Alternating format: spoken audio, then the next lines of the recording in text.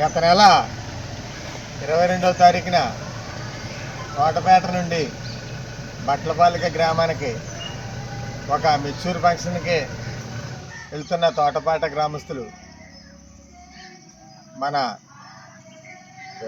వేగయంపేట దగ్గర ఒక ప్రమాదంలో చిక్కుకోవటం, ఒక వ్యాన్ బోల్తా పట్టడం, అందులో 42 మందికి విపరీతమైన దెబ్బలు తగిలి ప్రాణాపాయ స్థితిలో ఉండి కూడా ఆ రోజు డాక్టర్లు చేసిన కృషి వల్ల ఆ రోజు కొంతమంది ప్రాణాపాయ స్థితి నుంచి కూడా బయటపడటం జరిగింది. ఆ రోజున హుటాహుటిగా మినిస్టర్ గారు ఆదేశాల ప్రకారం మినిస్టర్ గారు అందుబాటులో లేకపోవటం వల్ల మేము వెళ్ళి డాక్టర్స్ని అందరినీ కూడా నర్సులను అందరినీ అలాట్ చేసి అప్పటికప్పుడు అత్యవసర వైద్యం అందించి వాళ్ళందరినీ కూడా ముగ్గురికి అయితే ప్రాణాపాయ స్థితిలో ఉన్నారు కాబట్టి వాళ్ళు కాకినాడ పంపించి ఆ రోజుని మేమందరం కూడా మా కార్యకర్తలు అందరూ కూడా సత్యం ఫౌండేషన్ తరపుని సుభాష్ గారి ఆదేశాల మేరకు ఆ రోజున ఆదుకోవడం జరిగింది. ఆ రోజుకి తక్షణ సాయంగా అప్పటికప్పుడు ఇబ్బందులు ఉన్నారు కాబట్టి 3,000 రూపాయలు 40 మందికి కూడా ఆ రోజున ఇవ్వటం జరిగింది. తదుపరి కార్యక్రమంలో ఈ యొక్క 10 రోజుల నుంచి ఎంక్వైరీ చేయగా అక్కడ పెద్దలందరూ వచ్చి ఇందులో 11 మంది అయితే ఇంకా విపరీతమైన ఇబ్బందుల్లోనూ ఏళ్ళు ఇరిగిపోయిన వాళ్ళు, అలాగే చేతులు ఇరిగిపోయిన వాళ్ళు, వీళ్ళందరూ కూడా కదలలేని పరిస్థితిలో ఉన్నారు.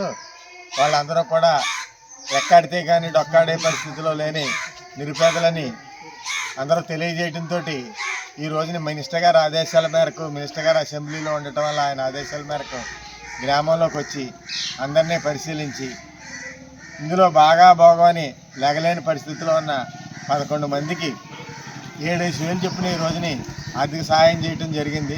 ఇది సత్యం ఫౌండేషన్ ద్వారా ఏర్పాటు చేయడం జరిగింది. మినిస్టర్ గారి ఆదేశాల ప్రకారం వీళ్ళు ఇవ్వటం జరిగింది. ఇది వీళ్ళందరూ కూడా కోలుకునే వరకు సుభాష్ గారు నేను బాధ్యత తీసుకుంటానని చెప్పమంటం కూడా జరిగింది. వాళ్ళందరికీ కూడా చెప్పడం జరిగింది.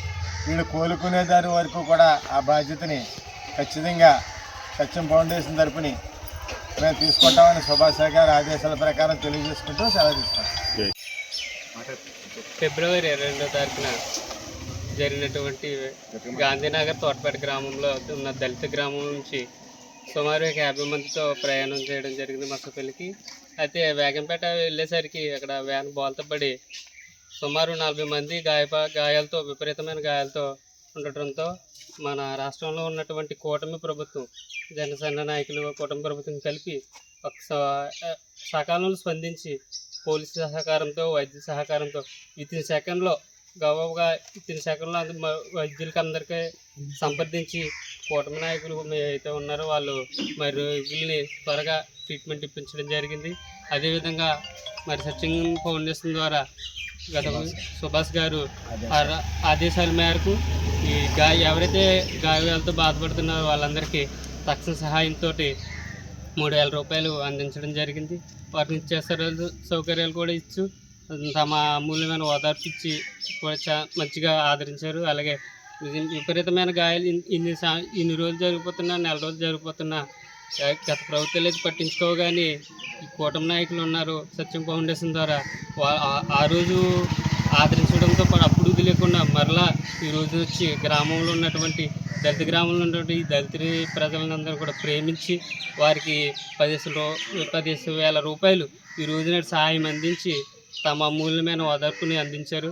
మా గాంధీనగర్ తరపు నుంచి గొబ్బల శ్రీనివాస్ గారు అయితే ఉన్నారో వాళ్ళు ఆ టీం నాయకత్వం, కూటమి నాయకత్వం ఉండి ఆయన నాయకులకి ప్రజల యొక్క కష్టాలు తెలియజేసి చక్కగా స్పందించినందుకు కూటమి ఇటువంటి ప్రభుత్వం ఉన్నందుకు మేము ఎంతో సంతోషిస్తున్నాం.